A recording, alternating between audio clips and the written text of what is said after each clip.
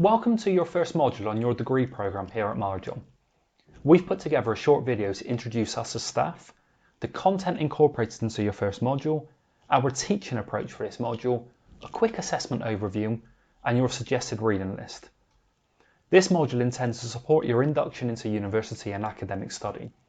Therefore, we will focus on your study skills such as using the library, using our search engines to find reliable information, and referencing the work you read in your assignments.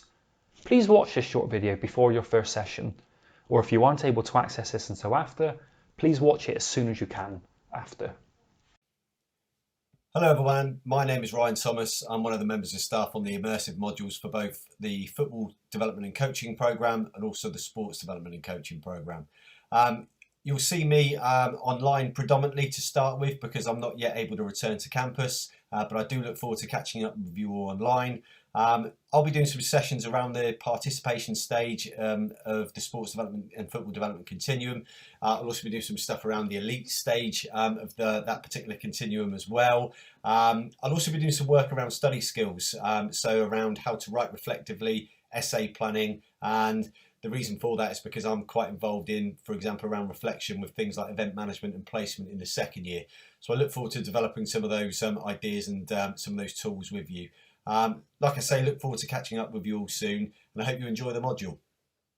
Hello, my name's Lee. I'm the module leader. I'm going to be taking you through most of your face-to-face delivery. You'll have a couple of sessions with Tash as well. My role is essentially to support you through this module, to help you with any queries you have or any skills that you require or require support with.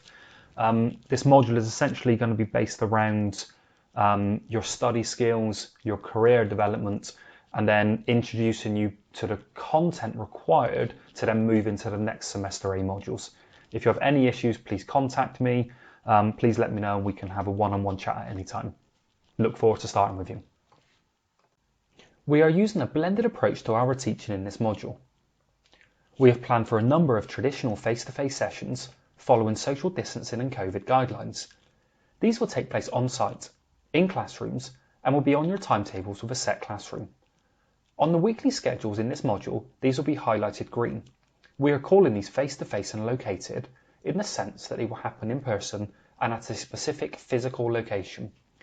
We aim to record all of these sessions, with these being made available on Learning Space within 48 hours for anyone who didn't attend. We're also planning to live feed as many of these as we can, so anyone who has to work from home but is available at that specific time can log in from home. We will do our best to support those from home, whether they are taking part live or watching back after. However, please remember, these sessions are designed for face-to-face delivery. We are also running a number of sessions online. Some of these will be live, where we log in to Microsoft Teams and take part in the lesson as if it were in a classroom. This will clearly be a bit different, as you won't have your peers around you. However, we'll be planning to use breakout rooms over Microsoft Teams for a number of these sessions to ensure there is still opportunity for you to discuss the content with your peers, as you would if you were in the classroom. As this may be new for you, we would expect there to be some technical issues which we are happy to support you with. The plan for these sessions are for everyone to have their cameras on. However, if this isn't possible, or you feel uncomfortable with this, you can still access this session without your camera. As these sessions are online and not in a physical classroom, you will need to click on the session link to access the virtual classroom. The link will not be in your calendars on your Margil timetables. Instead, we have put these links on your weekly schedule on Learning Space and in the drop-down menus for each week on Learning Space. We'll show you exactly where later in this video. We'll be aiming to record all of these sessions, and if you're unable to attend, you can watch this back later. Please be aware that any small group discussion in breakout rooms will not be recorded, so you may miss out on some of these discussions. The third and final type of lesson will be called online and asynchronous. These sessions will be online, however they won't be live. This essentially means that you can access this session in your own time, although some sessions will be planned with the expectancy that you've accessed these already. On Learning Space there are suggested dates for you to complete these by. These are only suggestions, and we are aware that sometimes things get in the way. However, you should work towards these mini deadlines as often as you can. In this module, we are using these sessions to mainly set you tasks to complete either by yourself or in small groups, which will help you develop your understanding of some of the topics we're covering in this module, or will be directly related to your assessment. As these sessions aren't live, you may feel you can't access support when you need it. For example, in a live session, you can ask the question at the same time. It's important you ask us for help if you are unsure of anything during these tasks. This can either be done by sending one of us a message on Microsoft Teams or by booking in to see us. We'll cover this more in the first session.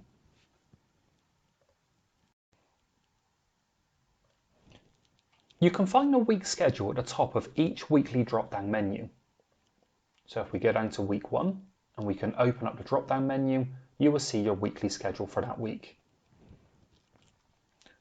On each weekly schedule, you will find the date, the time and the room number here in the left-hand column, and the topic title, your lecturer and the teaching approach here in the right-hand column. Remember those terms we used earlier. Face-to-face and located sessions are highlighted in green. Online and connected sessions are highlighted in blue. And online and asynchronous, where you can do these flexibly in your own time, are highlighted here in yellow. As you can see, this week we have our face-to-face located sessions on Monday, Tuesday and Thursday. This changes for week 2, 3 and 4 to Tuesdays and Thursdays. Most of your face-to-face sessions will be delivered by myself with a couple from Tash Mills. You will also have one live online connected session on Microsoft Teams on Wednesdays with Tash and 2 on Fridays, mostly with Ryan Thomas, although Tash Mills and myself have the odd session with you here as well. To access these sessions, you will need to click on the click here to access this session. If we go back to the original page, you can also see the click here to access this session underneath some of these topics. These topics with this click here to access this session are your online live connected sessions. This will open up Microsoft Teams. Now this is better if you've downloaded Microsoft Teams and have it installed on your device. You can access this without it being installed as it opens up in your web browser, but your functionality is limited. It's better to have this installed. If we go back to your weekly schedule, you can see these sessions in yellow. These will be set tasks on Learning Space, such as here, if you look at student tasks, you have click here to see your tasks, and if you open that, you will see the tasks that you've been set and a rough guideline of when you should aim to complete this by. Please make sure you complete these, as we'll be regularly monitoring your attendance, your engagement and your completion of these tasks. Your assessment for this module is split into 2 tasks. The first task is individual and more extensive in terms of the amount you have to do, and that is your EduBlog task. You are required to build your own professional website through EduBlogs. We'll cover this more in the first session. However, there is additional support on this at this link here at the bottom of the page. The EduBlog task requires you to build 5 different pages, as you can see here. So we've got About Me, Study Skills, Employability, Multi-Skills and Role of the Coach. Now the About Me page requires you to describe yourself and give yourself a brief outline of you and your interests with an appropriate picture. So think of this as your professional blog or your professional social media. Your Study Skills page requires you to complete 2 worksheet tasks. We are going to introduce these within the first week, and you will get time to build these within your set tasks anyway, but that might require you to do a little bit more beyond. Once you've completed these 2 worksheets, you can upload these onto the Study Skills page of your EduBlog. In the first session, we will also introduce a gap analysis sheet, and that's where you're going to review your current study skills and the effectiveness of those. Now that might be updated throughout the module, so what you do in the first session, by the 2nd, 3rd or 4th week, you might actually think that you've improved some of your study skills and you might want to tweak that sheet. So we wouldn't expect you to upload that until the end of the module. You then need to produce a short written reflection where you review your wider study skills. such as how well you manage your time, how organised you are, your motivation to study and whether that changes at different parts of the day, your concentration levels and whether you have a certain amount of time you can concentrate for before you need to break, and how well you know that. The effectiveness of your workspaces. For example, that might be your home workspace. For example, do you have a desk you can work at, or are you essentially working from your bedroom? How well do you utilize other workspaces such as the Marjon Library, or any additional kind of professional workspace that you have access to? And then how effectively you take notes. There might be other study strategies that you want to talk about as well, but these are kind of the guidance that you could follow. Your employability page is going to require you to find 5 related jobs to your study program. Now, those jobs should be current, and by current we mean now, as in they are live now, or they were jobs that existed within the previous 12 months. Those jobs must also have a job description.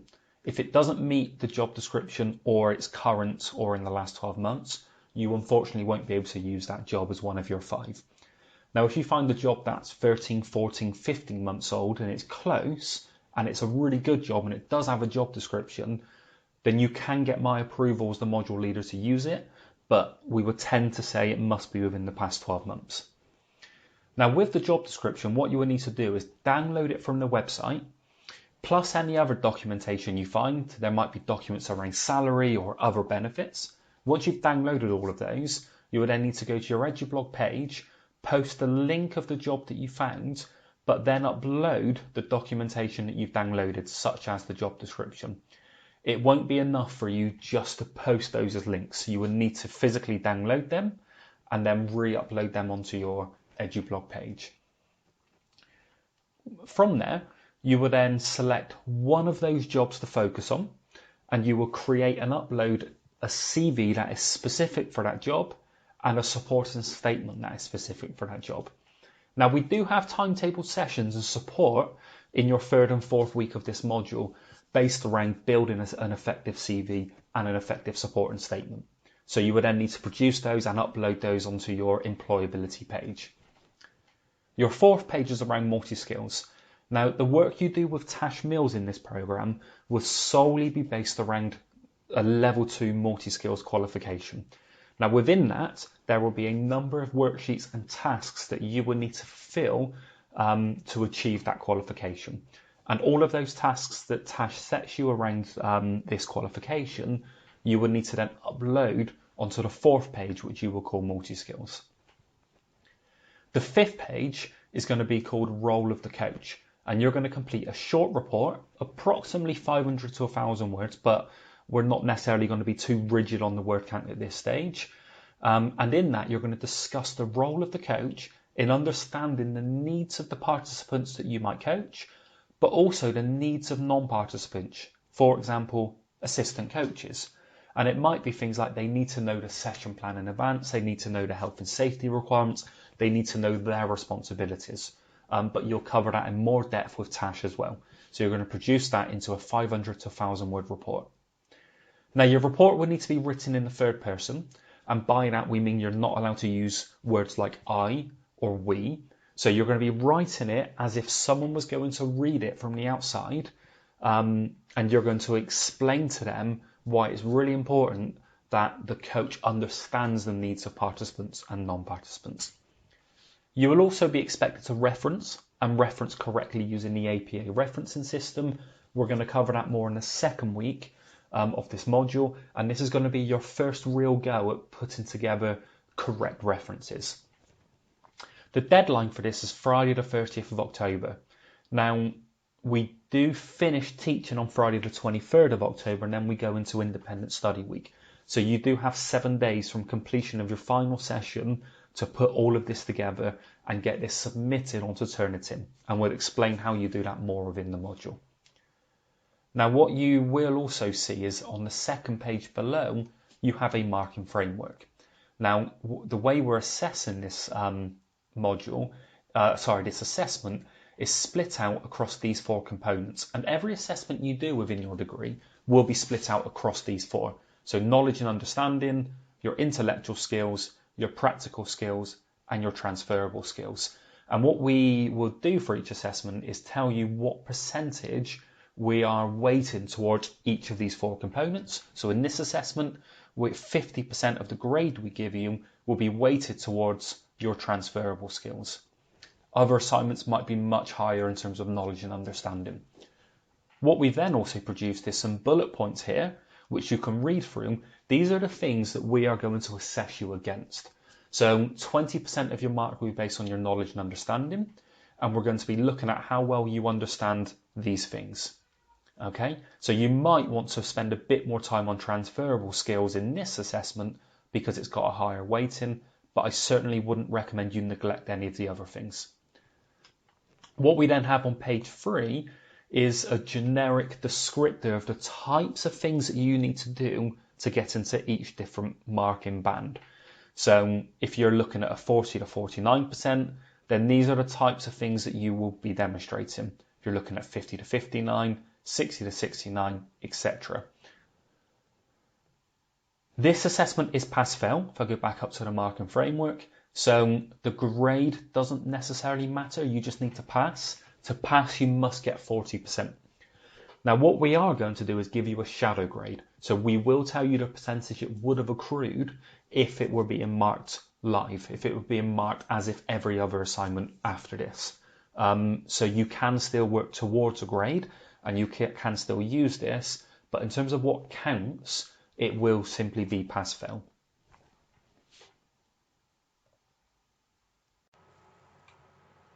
Your second assessment for this module is going to be a presentation task.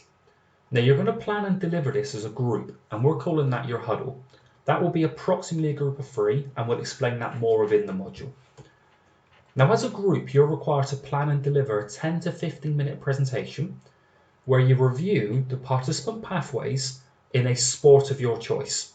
So it could be any sport that you pick, and you're going to review and evaluate how effective the performance pathway, the participant pathway is for participants in that sport. And you're going to focus on the sports development continuum or pyramid as we've been introducing within this module to do that. So essentially there's 4 stages: foundation, participation, performance, and elite. And these are the 3 things that you will need to base your presentation around.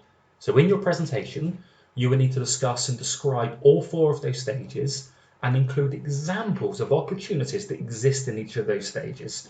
For example, it might be a local company supporting a primary school with their PE delivery, which supports the foundation level. It might be a particular club or community event that operates within the participation level. You will then need to discuss, and you can do this together, you don't need to do this separately, but you'll need to discuss the role of the coach and the role of the sports development officer in each of those stages. Because what a coach and what a sports development officer should do in each stage will be very different. So for example, in the foundation level where people are first getting introduced to that sport, the role of the coach can be very different to in the elite end where they're competing internationally. And then based on the sport that you pick, you should have a critical discussion about how effective that pathway is. So is it effective for all 4 stages? Or actually, does the stage start to shrink too much in one of those stages? Is there any particular issues you can see that stops participants from progressing effectively from the bottom tier through to the top if that's their chosen desire? Now, each member of your group will be required to submit your PowerPoint. So you'll need to make sure that you finished it before any of you start to upload stuff. Because if you upload different versions of the PowerPoint and you make some changes, that will have an impact on you. So once you've finished, each of you will upload that onto Turnitin, and that will have to be before you start your presentation. So your presentations will be scheduled for Thursday the 15th of October.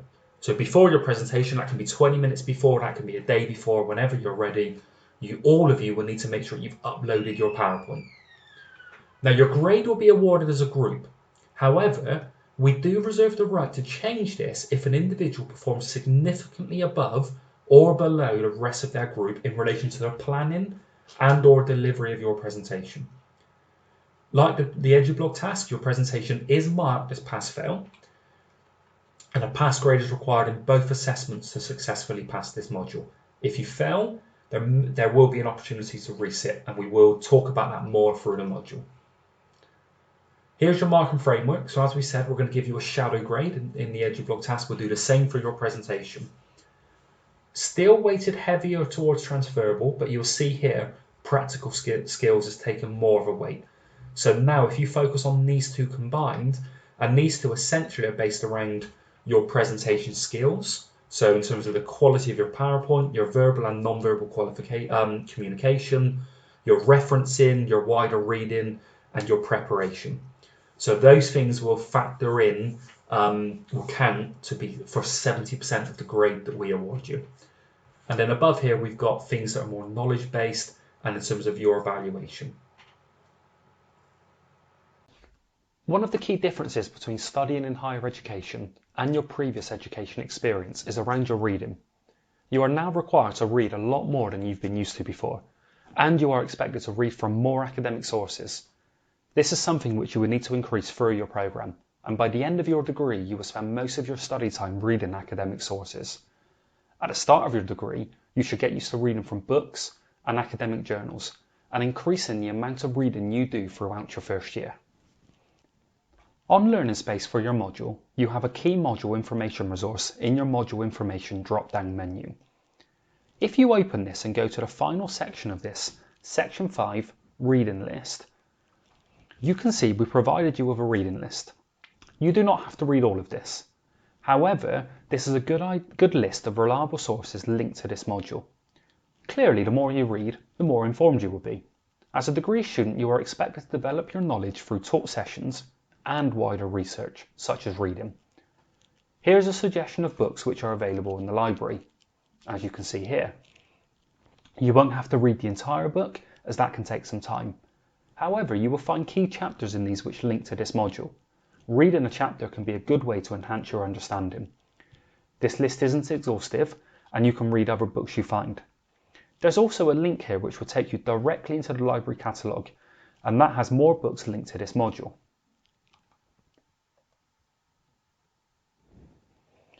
You will have a session in the first week of your module where you will learn how to use the library and where we will explain why the catalogue is a good place to find books. We've also recommended some journals. To make things easier, you can view a journal as an organisation, for example, the ones listed here.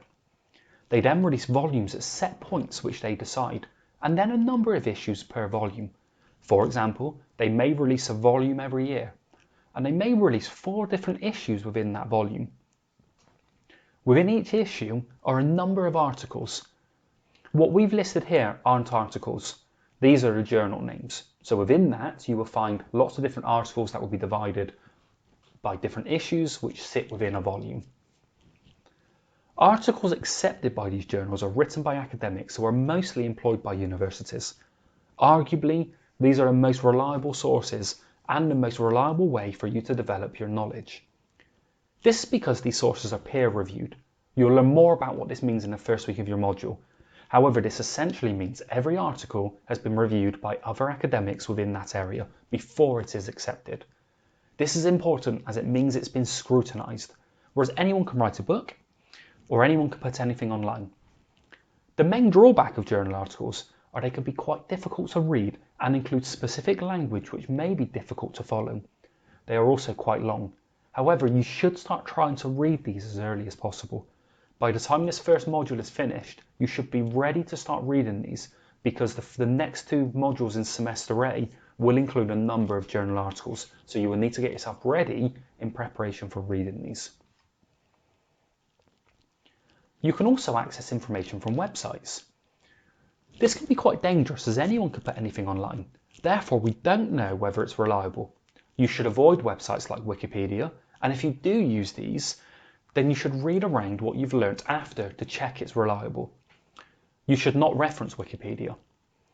When you read from websites, and that informs what you include in your assessments, we as the marker will be quite cautious about the reliability of what you're saying, and we're more likely to check that. Some websites are more reliable, for example, organisations who operate within this sector, such as these. As I said earlier, it's important for you to get used to reading early, seeing this as a habit and something that is essential to your learning. If your learning only comes from your taught sessions, you will find your degree quite difficult. Combining your taught sessions with regular reading will have a positive effect on your progress and therefore your assessments and grades. If you aren't in the habit to do this, start slow and steady. Try reading for 30 minutes each day until you're ready to build this up a little. If you're used to reading a lot already, maybe you should try to read in longer periods. For example, an hour or two at a time, but maybe every other day instead. If you're finding this difficult, please come and speak to us. Your PDT, your tutor, your module leader, or other lecturers and student support can be really useful as a tool to help you improve this. Good luck with this module. I hope you're looking forward to starting. We are certainly looking forward to helping you through this and onto your next modules after.